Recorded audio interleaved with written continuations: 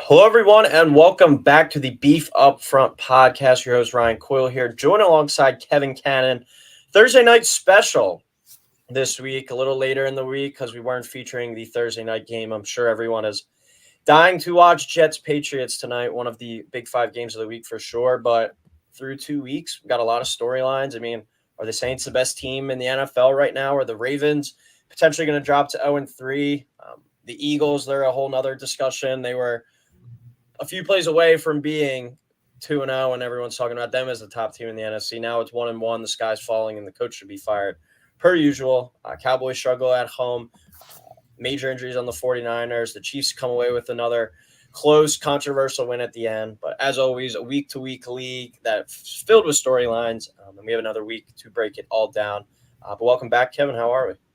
Great. Yeah, like you said, week to week, both of us had a pretty rough week last week, so hopefully we can turn it around this week. Yeah, definitely not a banner week for sure for the show last week. I think maybe my worst week ever. I went 4-13, 1-4 straight up. Usually straight up. I mean, we're at least over 500 with that every time. But 0-5 against the spread, 3-2 on the total. So you had the same exact record for straight up against the spread in total. And then I went 0-1 on my lock and 0-1 on my dog. My lock was Eagles Texans money line, and I bet that pretty heavily in real life too, not just on the show. And I was looking right when I saw the Falcons get the ball back to cash out. I could have cashed out for like a $20 less profit. And I was like, you know what? I think the Eagles get a stop.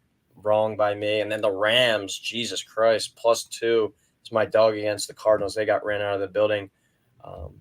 Kev, you went 1-0 on your lock and 1-0 on your dog. Remind me of who your plays were last week. Bucks at +7, I believe. I think Bucks, yes, were one of them. I do And then the not. Chargers, too, you had, which was a very comfortable win as well. But it's been crazy thus far. I mean, I don't think it's just been us. I think I saw 6 underdogs of 7 points or more, one outright last week. And it sounds like also across the country, every survivor pool probably has less than 30% of your original participants as well. So we've had some chaos in the early goings, and I think that kind of is a byproduct of lack of preseason games, lack of preseason snaps, and teams maybe taking a little bit to get their feet under them. But we dive into this week, as we said, bypassing the Thursday night game. A little preview here, though, as you head into Thursday night for the rest of the week and kind of what to look at. On Sunday, first game at 1 o'clock, the 2-0 Texans at the 2-0 Vikings. Surprise team, I think, for sure so far in Minnesota. 1 o'clock kick, CBS. Texans, 3-point favorite. Over-under is 45.5. Any thoughts on this matchup? And are you buying Sam Darnold as the quarterback of this Vikings team to potentially be a playoff squad? Yeah, I think they can definitely be a playoff team. I don't have them winning here because I think the Texans are like a Super Bowl contending team. I have the Texans winning by 4, so covering the spread of 3 under 45.5 with the total score being 24-20. The Vikings have been very impressive so far this season, and Sam Darnold is looking like the guy that the Jets had hoped they were getting when they picked him a couple years back. It looks like Justin Jefferson will be playing this week, but he probably won't be 100%. And it's looking like Jordan Addison's not going to be able to go for them. Those two are big pieces of what Minnesota wants to do. And I do think that teams are pretty evenly matched up man-to-man and then coaching as well. But I'm just going to go with the quarterback I trust more. That's CJ Stroud. I think he has another solid day and continues to protect the ball as he hasn't thrown a pick yet this year. Yeah, I think the Vikings can be legit too. I really think Kevin O'Connell kind of is in that conversation as one of the top 5 coaches. He showed last year even too with the rotating cast of characters at quarterback. The Vikings led the league in passing yards last year. So it seems like anyone that kind of comes into that system is able to play well. When you got a guy like Justin Jefferson as well, it makes your job a little bit easier if you're Sam Darnold. But I like the Texans in this one. They haven't done anything through 2 weeks to push me back off my opinion of them being the AFC champ this year. I think it's a complete team, a win now team. CJ Stroud, I think, just continues to get better and better. His pocket presence and his ability to navigate it, as well as throw on the move too. I mean, it wasn't the greatest offensive performance last week, but they have that really young and feisty defense as well to back them up. So I like them to go to Minnesota and win this week. Will I be shocked if the Vikings come away with a win? No, but I do think the Texans are just a better, more complete overall team The Vikings, while I think that they could contend for a playoff spot, I think are more like a 9-8 team, and they're going to be a team that wins the games they're supposed to, maybe steal a couple, but then they'll fall flat on a couple as well. So an up and down team throughout the season I'm expecting from Minnesota, but I do like the Houston Texans in this game. I think there's some points as well. I think a lot of playmakers in this game. I think Joe Mixon potentially being out, something to watch. Cam Akers, if you're a fantasy player and he's out there, go pick him up. I think he could have a nice week. I got him in our league, Kev, with Mixon potentially out. Cam Akers could be the starter, and he looked pretty decent in the preseason. Looks like he's got some of his explosion back. So watch out for Cam Akers this weekend. He could have a big impact in the way this game goes. He is known for a guy that fumbles the football a lot, though. So if you think the Vikings have a chance, maybe that's kind of sweetens your pot a little bit there too. But I'm going to go Texans 27, Vikings 20. So Texans -3 in the over of 45.5. All right, we head down to New Orleans now. I will be in the building for this game, my first ever road Eagles game. First time on an airplane since senior year of high school, which is, I don't even know how many years ago at this point. But headed down for this one, excited to see what the Eagles look like in person.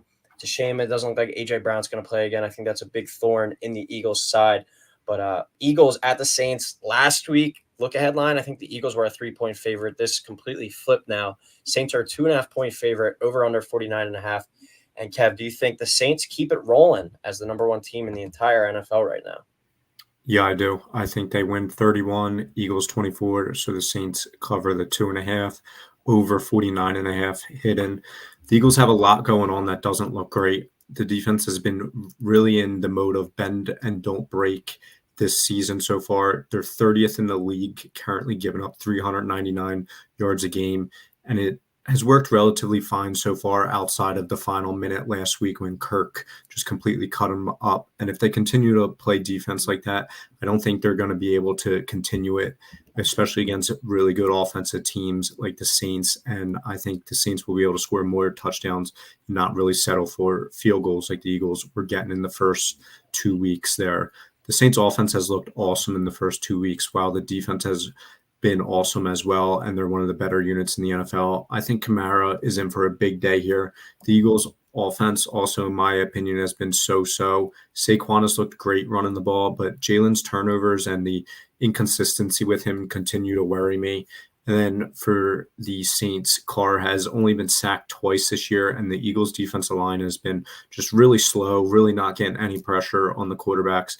And if Carr has time, I think he'll be able to find Kamara, Olave, and everyone else. And I think the Saints win by a touchdown here. Yeah, the most encouraging thing I think I took away from the Eagles game last week was Jalen's use of his legs.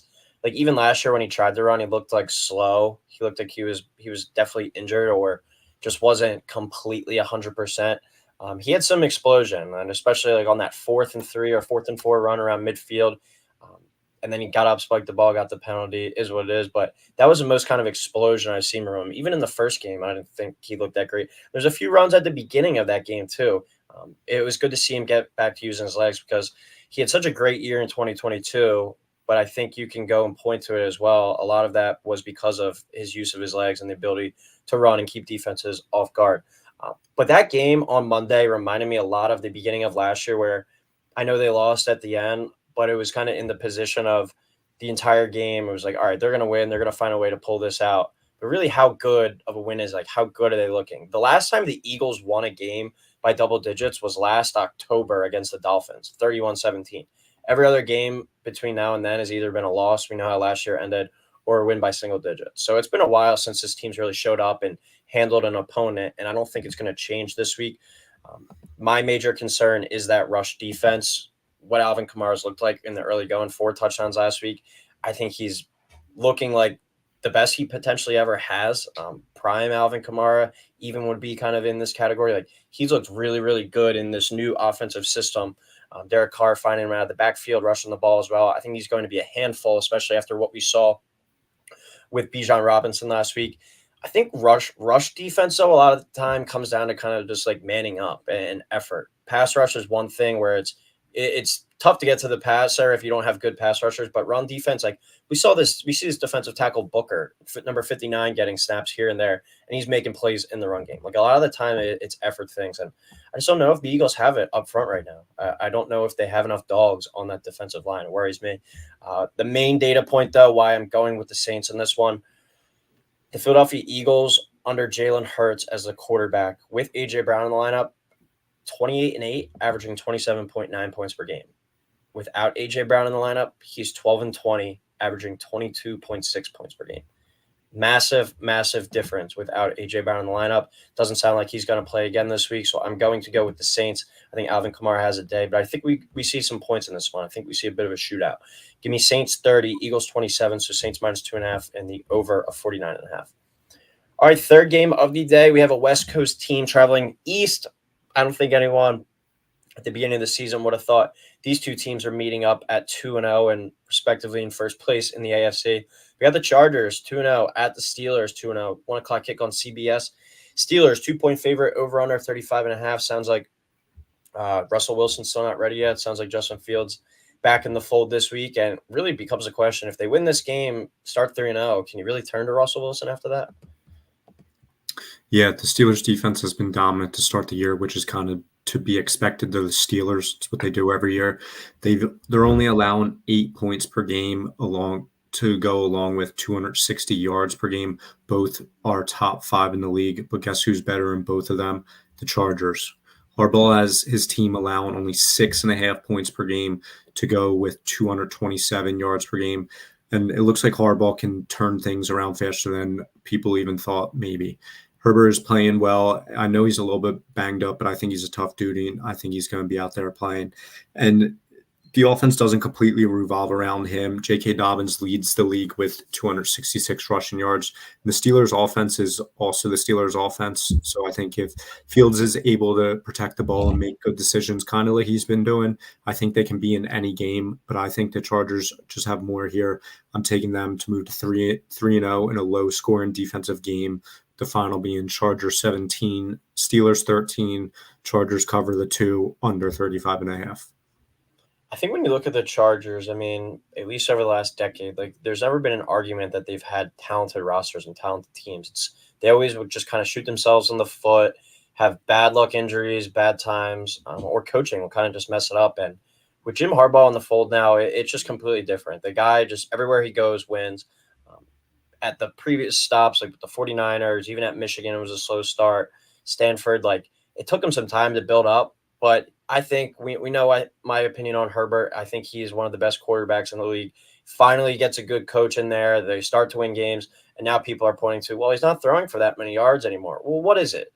You're going to bash him for great numbers and no wins, but now his numbers take a dip because of the way that they're playing good defense and running the ball, and now it's his numbers aren't good enough and he's winning games. So, I mean, it's never going to please people, but the way Jim Harbaugh is able to come in there, I know it's only a 2-0 start. I know it was the Raiders and the Panthers, but he's just a winning coach. He just brings a winning vibe to the team.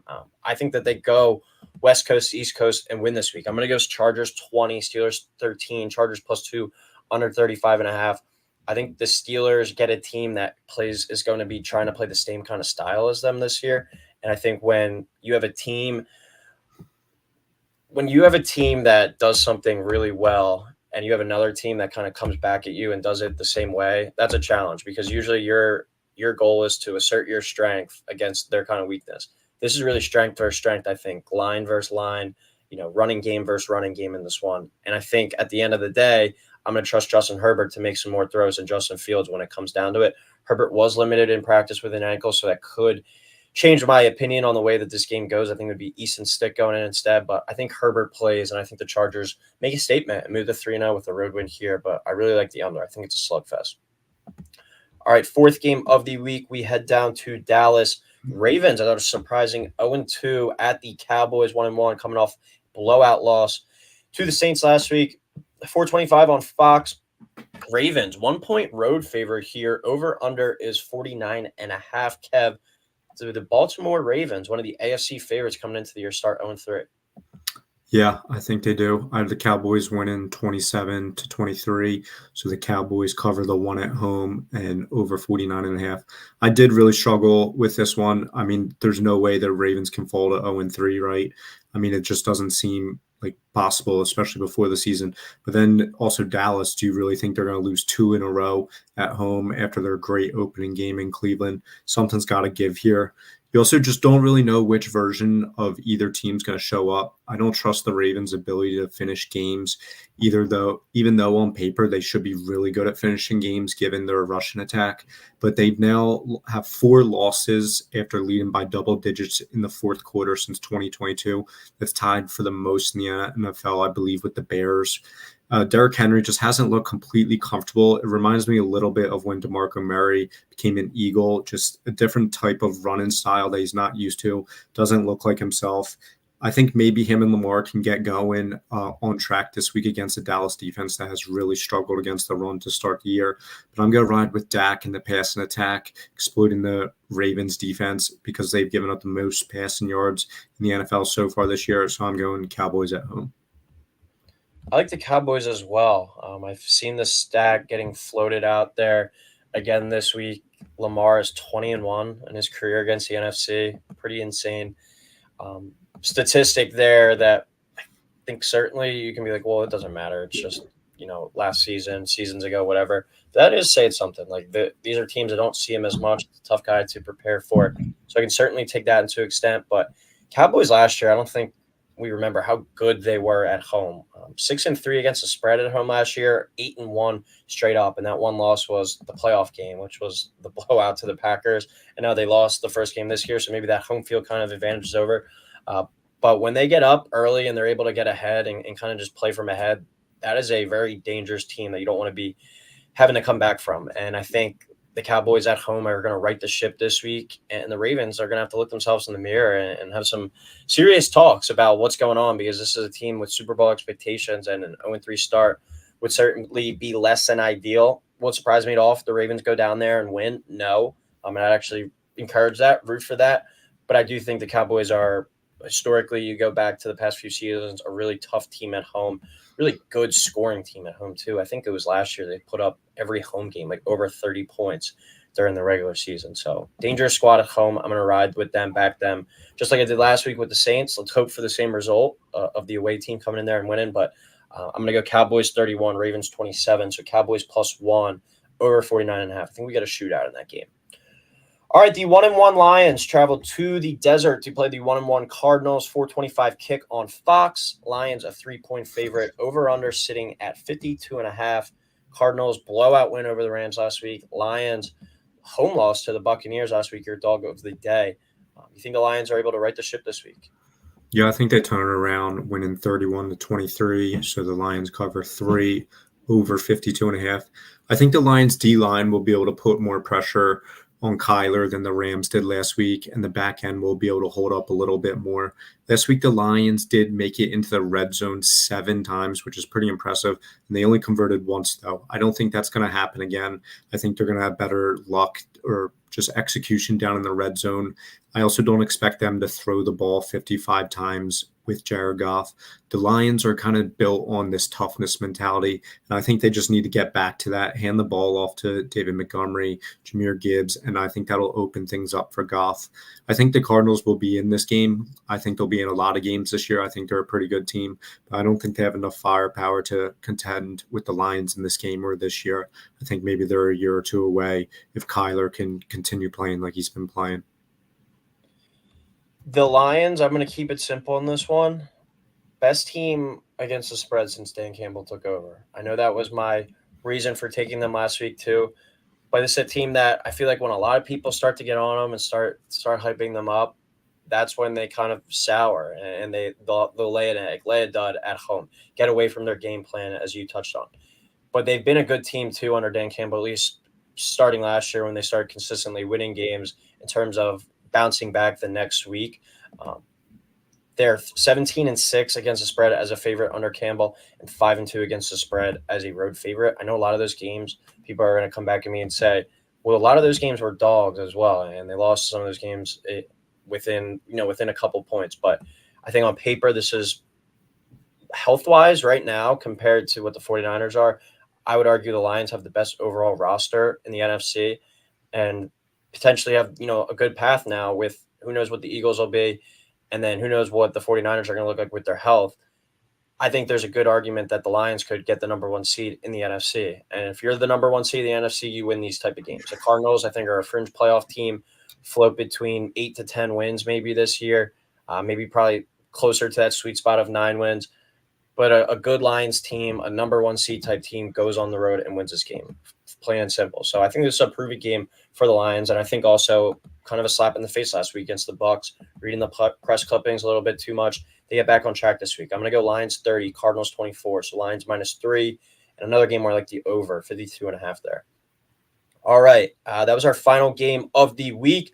We move on to our dog of the day and our lock of the week now. I'll start it off with my dog. I'll go with the Chargers +1.5.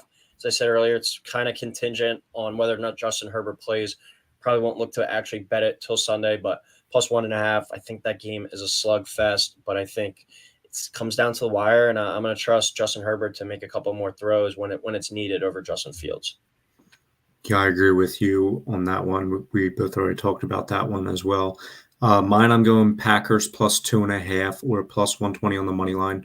I think Will Levis continues to turn the ball over and Malik Willis doesn't. I think that's the difference here. Also, kind of a side note, Jordan Love did practice today. So if he does end up playing, I think that would move the line in favor of the Packers. So maybe we want to get it now. All right, and the lock of the week, I'm going to go a little off the wall with this one. My lock of the week, I'm going to a player prop. I'm going Alvin Kamara over 102.5 rushing and receiving yards combined. I think that's an easy one. It was -115 at DK. I assume that number is going to go up, but for what that rush defense looked like last week, Josh Jacobs, I know, didn't have a great first half against the Eagles, but he finished pretty strong in the second half against the Eagles. And for what Bijan was able to kind of do in the receiving game as well, Alvin Kamara and this new Saints offense, I think, is going to be able to exploit what we've seen to be a very weak Eagles defensive front so far. So over 102.5 rushing / receiving yards. I think he could get that on rushing alone, but we know he's such a dynamic receiver too. That makes me feel really comfortable that he hits that. So that's my lock of the week for this week. My lock of the week, I'm going Panthers +5.5 against the Raiders. I think Andy Dalton's just going to give them a bump, kind of like you see after an interim head coach comes in, kind of similar situation. I think he at least keeps the game competitive here. Panthers haven't been competitive all year, and Andy Dalton keeps them within 5.5.